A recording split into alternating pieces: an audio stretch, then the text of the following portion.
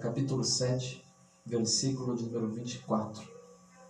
Carta aos Romanos vai dizer assim, ó: miserável homem que sou, miserável homem que sou, quem me livrará do corpo desta morte?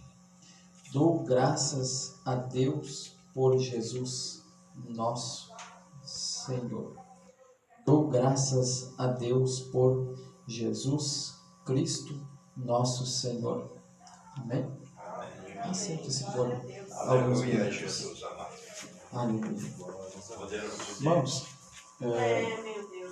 é uma palavra em que muito me atrai, sim, eu sinceramente gosto, pelo fato de entrar no teor de uma mensagem que encanta, que faz o meu coração estremecer, pelo fato de falar sobre salvação de alma.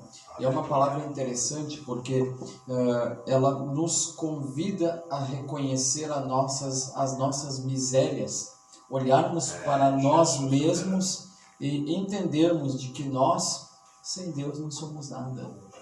E isto é uma questão de nós compreendermos o fato de que o princípio de João, capítulo 3, versículo de número 16, ainda está valendo para a nossa vida, que diz, sim, porque Deus amou o mundo de tal maneira que deu seu Filho único, unigênito, para que todo aquele que nele crê não pereça, mas tenha vida eterna. São palavras em que o evangelista João nos faz compreender o amor de Deus e olharmos para nós e nós reconhecermos que nós sem Deus somos seres humanos vazios. Nós sem Deus precisamos ter a nossa alma cheia da presença de Deus, porque é só a presença de Deus que supre a necessidade da nossa alma. E um fato interessante, falando sobre isto, se nós observarmos, tem a história do jovem rico, em que ele chega para Jesus e ele pergunta dizendo, bom mestre, o que eu faço para alcançar, para herdar a vida eterna? Jesus olha para ele e diz, por que tu me chama de bom? Se bom só existe um, que é Deus. Jesus começa a conversar com ele, e na conversa em que ele tem com Jesus, ele ainda assim diz, olha, cumpre a palavra de Deus que fala os mandamentos, amarás o Senhor teu Deus de todo o teu coração, de todo o teu entendimento, com toda a tua força, não matarás, não adulterarás, não levantarás falso testemunho. E ele fala para Jesus, tudo isso eu tenho feito desde a minha mocidade. É interessante porque a Bíblia diz que Jesus, ouvindo isto dele, sim, Jesus, ele acaba tendo um amor por aquele jovem. Jesus olha para ele e diz assim, ainda te falta uma coisa. Por ele ser rico, ainda assim a Bíblia, depois que Jesus fala para ele, ainda te falta uma coisa, pega, vende tudo que tu tens e dá aos pobres. E a Bíblia diz que ele se entristece pela palavra de Cristo e acaba indo embora, porque ele era um homem um moço que tinha muitas posses. E você observa que a palavra que o pastor Liperti, ele falou, e aproveitando um gancho do que ele falou, sim, eu dou continuidade dizendo, de que adianta o homem ter e ganhar o mundo inteiro e acabar perdendo a sua alma? Nada nesse mundo pode suprir a salvação da nossa alma se não for em Cristo Jesus que nós nos curvarmos e nos convertermos. Jesus, ele disse, João capítulo 8, versículo de número 36, se o Filho do Homem vos libertar, verdadeiramente sereis livres. Você já observou que o ser humano, desde a sua tenra idade, ele está sempre buscando liberdade? Qual o objetivo do ser humano quando ele está na casa dos pais? O dia que eu crescer, eu vou ser independente. Eu, quando crescer, vou O que ele está buscando? Buscando a liberdade da casa dos pais. Mas depois que cresce, passa problema, enfrenta os probleminhas e diz, por que eu saio da casa do meu pai? O ser humano, desde quando nasce, desde quando começa a crescer, ele está sempre procurando liberdade. E uns procuram liberdade financeira, sim, não querem ser mais empregado, dizem, vou trabalhar e vou conquistar o que eu quero e vou ser do meu próprio patrão. O ser humano está sempre buscando liberdade. Mas, aleluia, e a liberdade espiritual, a salvação da alma, quem é que vai dar? É só Jesus Cristo de Nazaré que pode libertar a nossa alma. É só Jesus que pode nos desprender das amarras do diabo e ainda assim nós conseguirmos alcançar o céu. A Bíblia vai contar de quando o homem que estava pendurado à cruz junto com Jesus, ele fala para Jesus dizendo, se tu és verdadeiramente o Filho de Deus, salva-te a ti também a nós. Aquele homem, ele estava procurando liberdade para ele, só que a liberdade daquele homem era uma liberdade terrena, uma liberdade em que os olhos dele poderiam alcançar. Só que Jesus, sim, ele não veio para nos dar aquilo que os nossos olhos podem contemplar, ele não veio dar, sim, aquilo que é possível para nós. É aquela palavra simples que você conhece, o que é possível aos homens, isso Jesus, ele não se envolve. Mas agora, o que é impossível ao homem, isto é possível a Deus. Deus, ele só vai agir na minha vida e na tua vida quando você reconhece a tua impossibilidade, aquilo que você não consegue resolver, e você olha e chega e diz, eu me rendo. Quer saber?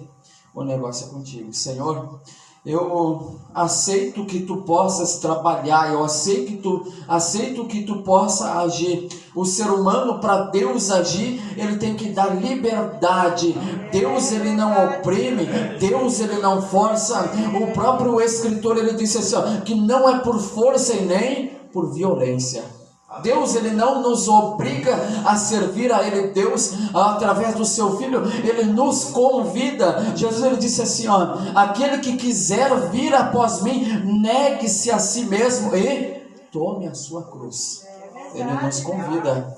Por isso que Jesus, ele continua dizendo assim, vinde a mim todos vós que estáis cansados, sobrecarregados e oprimidos, que eu vos aliviarei.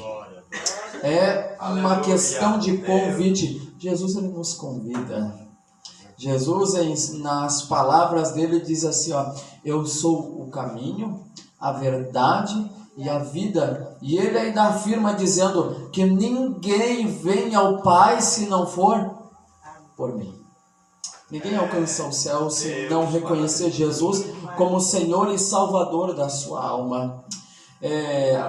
Eu me recordo da palavra da parábola em que Jesus contou do Lázaro e o rico, dizendo em que havia um homem que se vestia com roupas finíssimas de púrpura e que ele vivia uma vida regalada esplendidamente, e ainda assim na porta dele foi colocado um homem que o nome era Lázaro, e ainda assim o Lázaro, ele desejava comer das migalhas em que caíam da mesa de Lázaro, do rico. E a Bíblia vai falar em que um certo dia o homem rico, ele acabou morrendo e Lázaro também morreu. A Bíblia diz que na morte daqueles homens, o homem rico, ele foi sepultado. Só que em certa ocasião, ainda assim, a Bíblia diz que quando o rico abriu os olhos, ele estava no inferno, e ele enxergou de longe Lázaro no seio de Abraão, no céu, e ele ardendo em chamas do inferno, porque entre eles havia um abismo, e neste abismo, ainda assim, quem estava de um lado não poderia passar para o outro, e assim da mesma forma quem estava de lá para cá. E a Bíblia vai falar que ele começa a clamar dizendo: Pai Abraão, peça para que Lázaro, pelo menos ele molhe a ponta do dedo dele na água, para que possa refrescar minha língua, porque eu estou ardendo em chamas. Aí Abraão fala para ele: não, porque quem está aqui não pode passar para aí, e quem está aí não pode vir para cá, porque há entre nós um grande abismo. E aquele homem, ele fala assim: então, pai Abraão, permita que alguém dentre os mortos possa ir à casa de meus irmãos, porque eu tenho 5 irmãos, e avisem eles para que eles não venham para cá. E Abraão diz: não, não pode, tá? Porque eles têm a Moisés, eles têm a palavra, que eles ouçam-nos. E a Bíblia vai falar que esta situação toda, eu me recordo que certa vez, quando eu estava, eu tinha em torno de uns 17, 18 anos, e foi uma das primeiras experiências espirituais que eu tive na minha vida, que eu comecei a buscar Deus. Eu me recordo que eu ainda morava na casa dos meus pais, e eu orando, eu estava assim, porque eu sou parecido com vocês, sabe? Que quando começa a orar, Deus assim se concentra e tem desejo no coração de sentir alguma coisa de Deus. E eu me recordo em que eu estava orando assim, eu comecei a ouvir um gemido, um clamor, um desespero, e aquilo ali foi colocando angústia no meu coração. Aí eu parei de orar, porque foi as primeiras experiências que eu tive. Aí eu fui discernir, eu fui entender que aquilo foi o gemido das almas que estavam no inferno. E aquilo me angustiou muito. E a partir daquele momento eu comecei a compreender. Eu disse: meu Deus, eu primeiro agradeci, eu disse: obrigado pela oportunidade que tu me deu. Obrigado, porque se eu não tivesse reconhecido como Cristo, o Salvador da minha alma, eu seria um daqueles que estavam clamando no inferno sem uma segunda oportunidade. A oportunidade para ir para o céu não vai ser dada depois que nós morrermos. A oportunidade para ir para o céu é enquanto nós estivermos aqui na terra. Enquanto nós estivermos vivos, nós temos oportunidade. Não perca a oportunidade que Deus te deu. Não perca a oportunidade que Deus te deu. A Bíblia nos fala em Romanos capítulo 12, o versículo de número 12, para nós nos alegrarmos na tribulação e nós termos esperança. Nós vamos observar que o capítulo 12, o versículo 12, ele diz assim, ó: perseverai na oração, alegrai-vos na esperança, e sede pacientes na tribulação, e perseverai na oração. Alegrai-vos na esperança, e sede pacientes na tribulação, e perseverai na oração. Sinceramente, você pode se alegrar na esperança, porque você ainda tem uma segunda oportunidade. O que é esperança? Esperança é o Salmos 40. Esperei com paciência no Senhor. Paciência, a paciência, ela nos ensina a buscar a Deus. Você persevera, parecido com a situação eu posso ilustrar com a passagem de Jesus estando no barco junto com os discípulos. Eles enfrentaram os açoites, mas no meio de toda aquela tribulação, da ventania que estava o barco deles, você imagina comigo o barco balançando para cá, balançando para lá, e naquela ocasião o que eles lembraram? Poxa vida, mas Jesus está conosco aqui dentro do barco. Antes que nós vamos perecer, afundar, nós podemos pedir para Jesus nos socorrer. Enquanto você tiver Jesus ao seu lado, você tem uma oportunidade. Você tem uma oportunidade. Aquele homem rico, ele tinha uma oportunidade de fazer alguma coisa e ele não fez. Lázaro estava perecendo na porta dele e ele não ajudou. E quando você tiver a oportunidade de fazer alguma coisa por alguém, faça. Faça o bem para alguém sem nem esperar. Não espere, porque a tua recompensa não é aqui. A tua recompensa vem de lá. Vem de lá. A tua recompensa ela vem do céu. A tua recompensa ela vem do céu. A tua recompensa ela vem do céu. Tudo que você faz para Deus, com certeza você vai receber. Porque Deus ele não fica devendo para ninguém. Deus ele não deve para ninguém. Deus ele não deve para ninguém. Aleluia. A minha alma ela sente a presença de Deus aqui.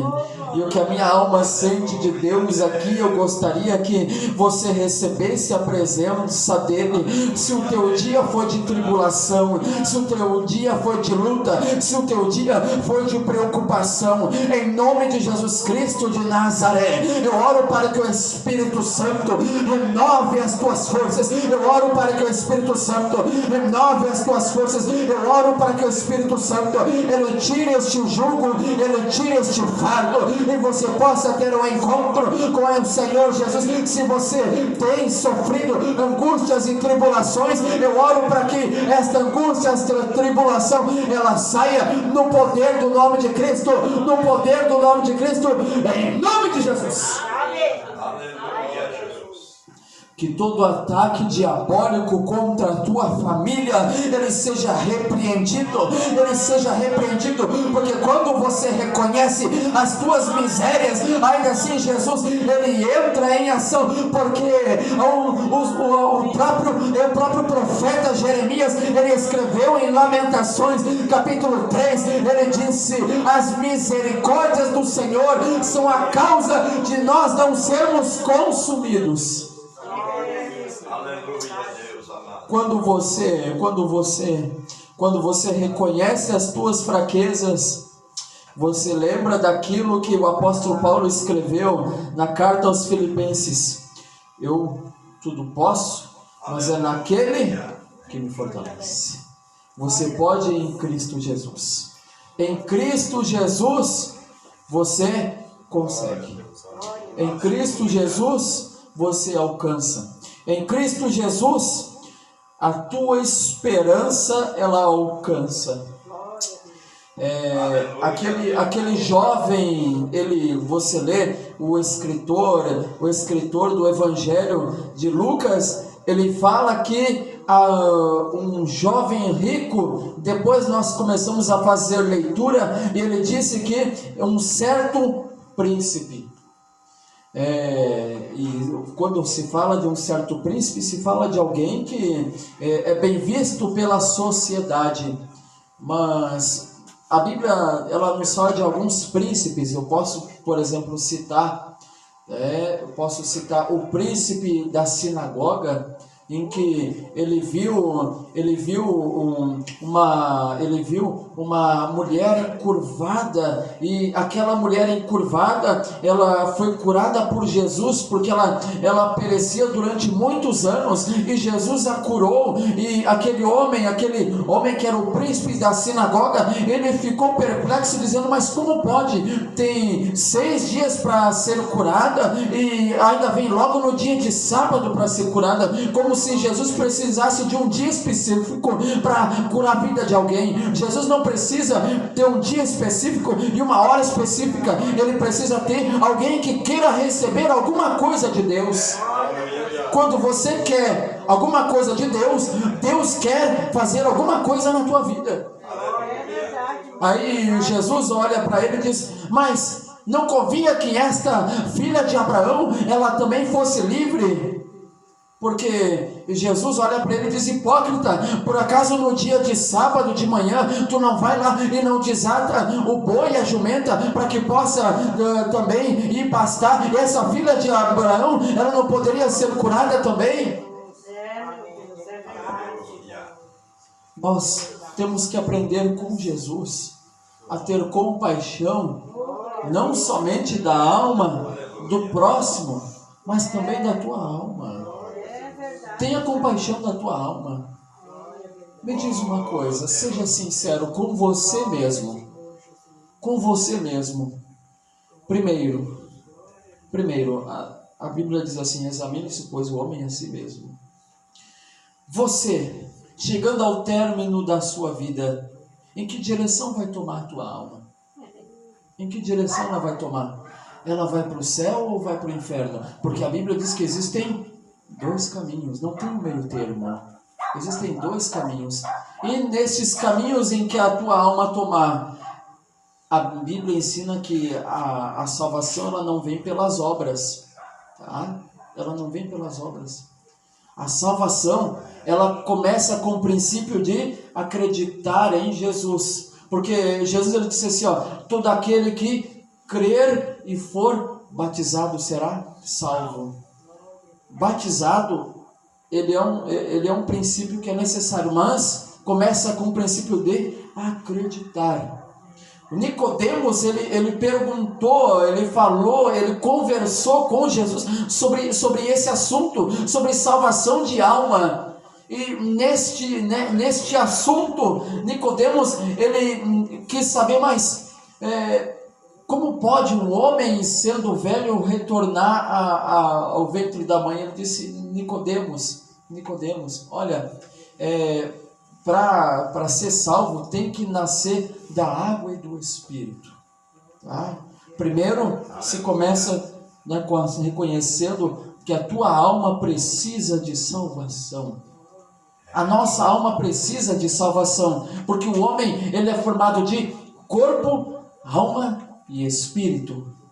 Corpo, alma e espírito. O corpo, quando nós morremos, ele vai voltar para o pó, ele vai se desintegrar. O espírito, a Bíblia fala em que ele volta para Deus, porque Deus assoprou nas narinas do homem o fôlego de vida. Mas aí, entre o corpo e o espírito, e a alma vai para onde? Somos nós em que decidimos, a nossa alma, ela vai tomar uma decisão, nós decidimos, vai ser como a história do homem rico, em que ele tinha tudo na vida, mas não tinha a salvação da alma, ou como o Lázaro, que não tinha muito na vida dele, mas ele tinha a salvação da alma dele. Aleluia.